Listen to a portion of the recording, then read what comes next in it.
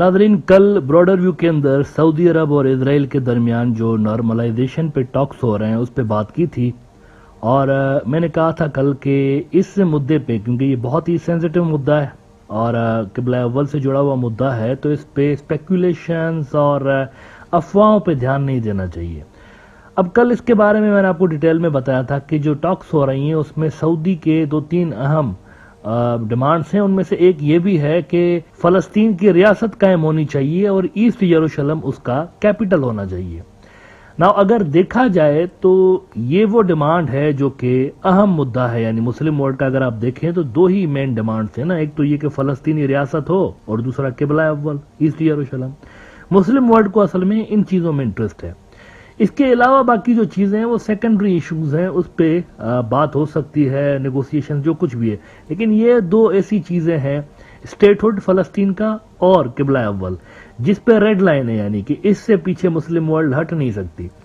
तो मैंने कहा था आपको कि अभी तक जो सऊदी टॉक्स कर रहे हैं ना, वो इन्हीं मुद्दों पे कर रहे हैं, यानी इससे वो पीछे नहीं हटे। अपनी रेड लाइन जो उनकी ट्रेडिशनल, उनकी खुद की भी रही है, तो उनसे वो पीछे नहीं हटे। तो इसीलिए ये जो एंटी सऊदी अरब में कुछ देख रहा था चैनल्स पे प्रोपेगेंडा, उस पे कान नहीं धरना चाहिए, उसको इग्नोर करना चाहिए। आज एक और बड़ी डेवलपमेंट हुई है इसी हवाले से, और आज वाली डेवलपमेंट भी यही जाहिर कर रही है कि सऊदी अपने ट्रेडिशनल स्टांस को लेकर ही आगे चल रहा है। आज ये हुआ है कि टॉक्स उधर चल रही है इजराइल के साथ सऊदी की, लेकिन इस दौरान सऊदी ने जो कुछ हफ्ते पहले अपना एम्बेसडर, पहली मर्तबा एम्बेसडर मुकर्रर किया था वेस्ट बैंक की तरफ, फलस्तीन की तरफ सऊदी ने, और वो एम्बेसडर यरूशलेम के अंदर परमानेंटली बैठना चाहता था, लेकिन इजराइलियों ने उस वक्त जो है वो मना कर दिया था। आज ये हुआ है कि वो जो सऊदी एम्बेसडर था वो पहुंच गया है वेस्ट बैंक के अंदर। नाउ एम्बेसडर किसी जगह पे आप तभी भेजते हैं ना जब आप उसको मुल्क माने, तो ये तो सऊदी ने ड्यूरिंग द टॉक्स, अभी उनकी टॉक्स चल रही है, सऊदी ने पहले से ही एक्सेप्टेंस दे दी फलस्तीनी रियासत को।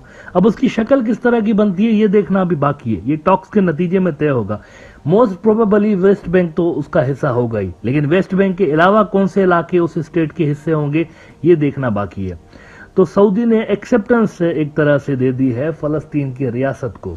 ईरान का बड़ा न्यूज आउटलेट है प्रेस टीवी, उन्होंने रिपोर्ट किया है कि Saudi first ambassador to Palestine welcomed by Palestinian authority. The first Saudi ambassador to Palestine, Naif al-Sudairi, who arrived in the occupied territories on Monday, is to present his credentials to President Mahmoud Abbas within days. अच्छा, महमूद अब्बास के बारे में आपको एक चीज बताऊं। Mahmood Abbas फलस्तीनी authority के सदर हैं, और ज्यादातर जो मुसलमान मुल्क हैं वो महमूद अब्बास को ही, उसके साथ ही डील करते हैं, क्योंकि हमास जो है वो थोड़ा सा यूं समझे कि मिलिटेंट रेजिस्टेंस पे ज्यादा बिलीव करते हैं कि ये जो जिस किस्म के दुश्मन के साथ हमारा पाला पड़ा है, हमास वाले कहते हैं उनके साथ बातचीत सिर्फ काफी नहीं है, इसके साथ मरम्मत भी जरूरी है, सिर्फ बातचीत जरूरी नहीं है। तो हमास से ज्यादा मुस्लिम वर्ल्ड के बहुत सारे मुल्क आपको फलस्तीनी अथॉरिटी के साथ बातचीत करते हुए नजर आते हैं। लेकिन फलस्तीनी अथॉरिटी जो है ना, ये थोड़ी सी सेक्युलर किस्म की भी है। फलस्तीनी अथॉरिटी के जो पिछले रहनुमा थे, एक तो ये महमूद अब्बास, तो काफी लंबे अरसे से लेके महमूद अब्बास है ना, इलेक्शन भी नहीं करवा रहे वेस्ट बैंक के अंदर महमूद अब्बास काफी अरसे से लेके। अगर इलेक्शंस हो गए वेस्ट बैंक में तो ज्यादा चांस यही है कि हमास वाले जीत जाएंगे वहां पर भी। वैसे वो जो गजा का इलाका है, दूसरा इलाका जो फलस्तीन का है, मकबूजा फलस्तीन का गजा का इलाका जो है, गजा में पहले ही हमास की हुकूमत है। वेस्ट बैंक में भी कहा जाता है, जो इंडिपेंडेंट एनालिस्ट हैं वो कहते हैं कि यहाँ ये जीत जाएंगे। अगर हमास आ गया ना यहाँ पे तो फिर ज्यादा मुश्किल होगी निगोशिएशंस करना भी, इजराइल के लिए भी बड़ा प्रॉब्लम होगा, क्योंकि हमास हार्ड लाइनर है। 3 मेन ग्रुप्स हैं इस वक्त अगर आप देखें, वैसे तो बहुत सारी तंजीमें हैं, लेकिन फलस्तीनियों के अंदर 3 मेन ग्रुप हैं। एक तो ये है फलस्तीनी अथॉरिटी, जो कि थोड़ा सा आपको क्रिश्चियंस की भी बात करती हुई नजर आती है, इंक्लूसिव किस्म के, और बल्कि ये यासर अरफात इसी फलस्तीनी अथॉरिटी से ताल्लुक रखते थे। यासर अरफात की जो वाइफ थी वो भी क्रिश्चियन थी, और दूसरे वहाँ पर जो इस्लामिक जिहाद वाले हैं, इनको ईरान की भी काफ़ी सारी सपोर्ट हासिल रहती है। इस्लामिक जिहाद का नज़रिया थोड़ा सा ईरान से मैच करता है, ये कहते हैं इनको निकालो सारों को, इसराइलियों को, फिर हम अलग मुल्क बनेंगे, इस तरह सा उनका नज़रिया थोड़ा सा। हमास वालों का भी जो नजरिया है कुछ कुछ ऐसा जरूर है, लेकिन हमास वाले फिर भी बात करने को तैयार हैं इनके साथ। वो कहते हैं अगर फलस्तीनी रियासत बनाने के लिए बैठना पड़ा तो हम बैठेंगे इनके साथ। اب یہ جو سعودی عرب نے کام کیا ہے نا ڈیورنگ دا نیگوسیشن، یہ کلیئر انڈیکیشن دے رہا ہے کہ کس طرح کا حل نکلنے جا رہا ہے فلسطینی مسئلے کا. پروبیبلی یہی حل نکلے گا کہ یہاں پر ایک اسٹیٹ بننے جا رہی ہے، فلسطین کی اسٹیٹ بننے جا رہی ہے، اور ابھی تک ویسے اسرائیل اس پہ بات کر رہا ہے، پیچھے سے امریکہ کا پریشر ہے. اچھا، نیتن یاہو کے لیے ایک بڑی عجیب و غریب قسم کی خبریں آ رہی ہیں. نیتن یاہو کے لیے خبریں یہ آ رہی ہیں، اور یہ خبریں جو ہیں وہ ایرانی میڈیا میں بھی لیک ہوئی ہیں کہ ان کی جوڈیشری کے سیکریٹ ڈاکیومنٹس لیک ہوئے ہیں، اور وہ جو سیکریٹ ڈاکیومنٹس ہیں وہ کہہ رہے ہیں کہ یہ بندہ تو پاگل ہے، مطلب یہ دماغ سے خالی ہے، بالکل ایسا ہی ہے. اس کو طرح طرح کے اس کے دماغ میں خیالات آتے ہیں، اور یہ عجیب عجیب چیزیں دیکھ رہا ہوتا ہے، اور پتہ نہیں کس طرح کے عکس اس کے آنکھوں کے سامنے گھوم رہے ہوتے ہیں. اس طرح کا بندہ ہے، اس کو مینٹل ٹریٹمنٹ کی ضرورت ہے. یہ سیکریٹ رپورٹ ان کی جوڈیشری میں جو تھی وہ لیک ہو گئی ہے ایک طرح سے، یا لیک ہوئی ہے یا کروائی گئی ہے، واٹ ایور، لیکن یہ ہوا ہے. ایک بڑا انٹرسٹنگ انسیڈنٹ ہوا ہے. 38 ہفتے ہو گئے وہاں پر، 38 ویکس. اس کے خلاف بہت بڑے بڑے مظاہرے ہو رہے ہیں ابھی بھی وہاں پر اسرائیل کے اندر. تو اسی دوران، مظاہروں کے دوران، اس کے خلاف یہ رپورٹ لیک ہو گئی ہے.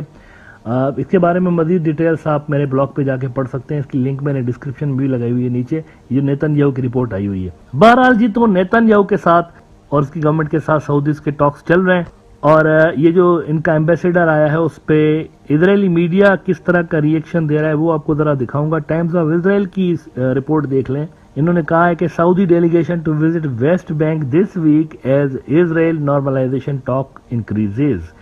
Non-new resident ambassador to lead delegation and present his credentials to Palestinian authorities. Abbas.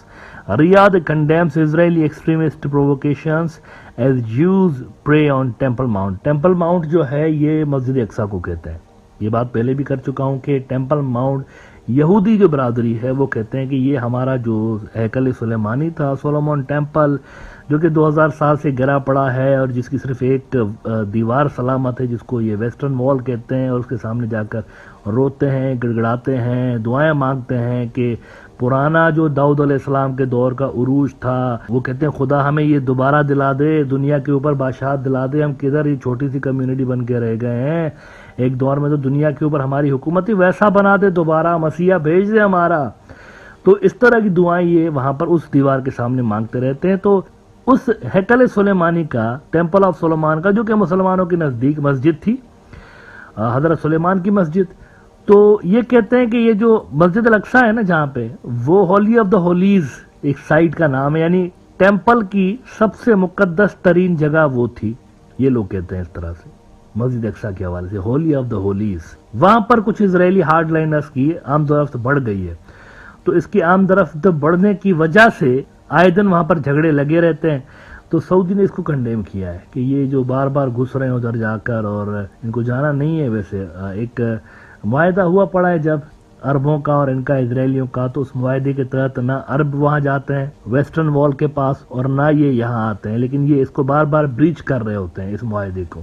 تو سعودی نے اس کو بھی کنڈیم کیا، اور آن ٹاپ آف دیٹ اپنا یہ ایمبیسیڈر بھیج کے فلسطینی ریاست کے اوپر مہر ثابت کر دی ہے کہ کم سے کم کنگڈم کے نزدیک، سعودی کے نزدیک کم سے کم ایک ریاست موجود ہے، اور اس کے اندر سعودی سفیر بھی موجود ہے.